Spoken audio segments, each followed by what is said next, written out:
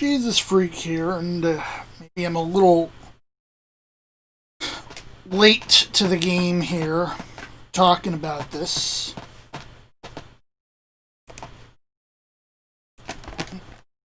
Now, while we don't observe Hanukkah, the topic is bound to come up. Because it's ironic that Hanukkah is never mentioned in the Jewish scriptures, but it's mentioned exactly once in our scriptures, and the Church of Rome's scriptures describes it.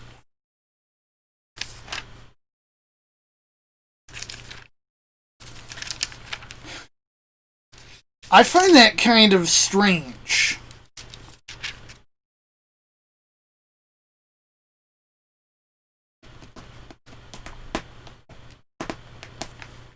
Making sure I'm looking at the right verse here. Okay.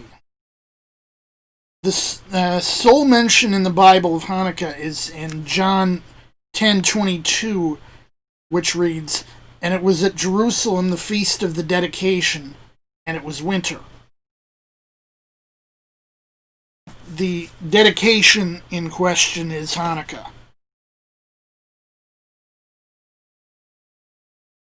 Since I use a 66-book Bible, I don't have Bible with the Apocrypha on hand. So, I have to keep a separate copy.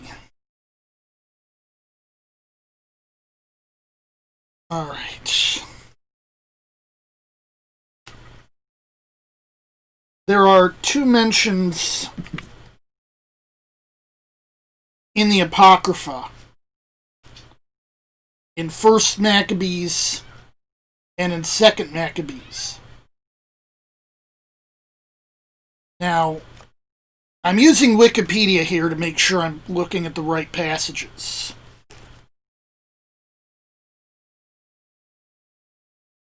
So you'll probably see me flipping back and forth a bit between the camera program and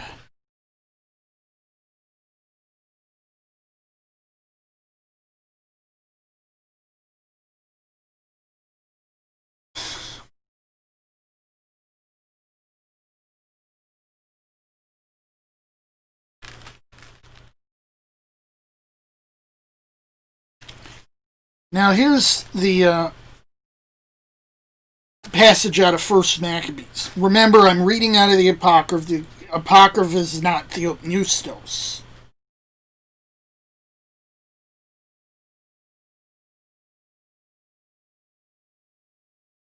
It says, "Then said Judas and his brethren," Judas Maccabeus, who fought off the troops of Antiochus Epiphanes, I believe it was.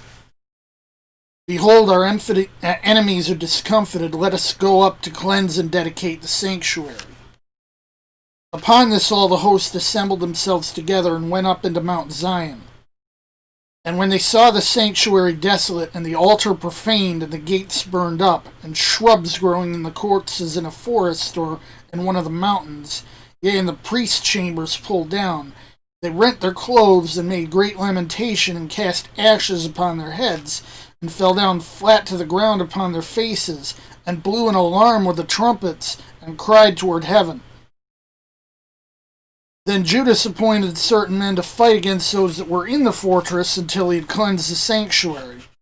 So he chose priests of blameless conversation, such as had pleasure in the law, who cleansed the sanctuary and bare out the defiled stones into an unclean place. And when as they consulted what to do with the altar of burnt offerings, which was profaned, they thought it best to pull it down, lest it should be a reproach to them, because the heathen had defiled it, wherefore they pulled it down, and laid up the stones in the mountain of the temple in the convenient place, until there should come a prophet to show what should be done with them. Then they took whole stones according to the law, and built a new altar according to the former, and made up the sanctuary and the things that were within the temple, and hallowed the courts. They also made new holy vessels, And into the temple they brought the candlestick, and the altar of burnt offerings, and of incense, and the table. And upon the altar they burned incense, and the lamps that were upon the candlestick they lighted, that they might give light to the temple. And furthermore, they set the loaves upon the table, and spread out the veils, and finished all the works which they had begun to make. Now on the 25th day of the 9th month, which is called the month Kislev, they're using the Greek spelling of the name here. The Apocrypha does the same thing the New Testament does in the KJV. In the 148th year, they rose up betimes in the morning and offered sacrifice according to the law upon the new altar of burnt offerings which they had made.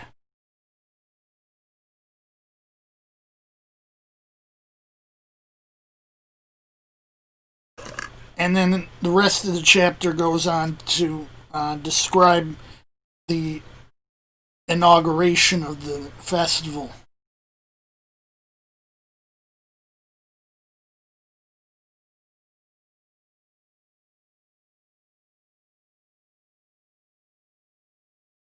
The other mention is in the first chapter of 2nd Maccabees.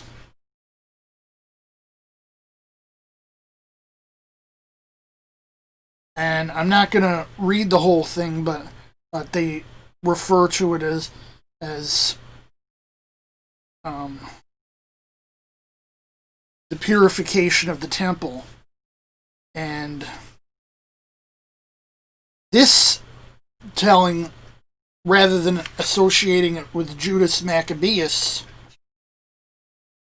associates it with Nehemiah.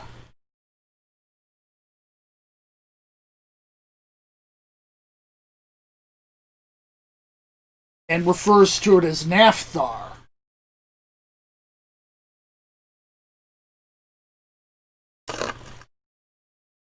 Which I think is actually a Greek term, not a Hebrew term, so it would make sense.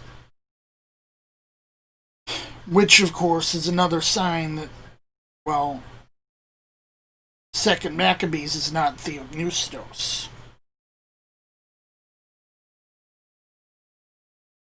I believe the myth about them running out of oil and stretching one day's worth of oil for 8 was of later origin.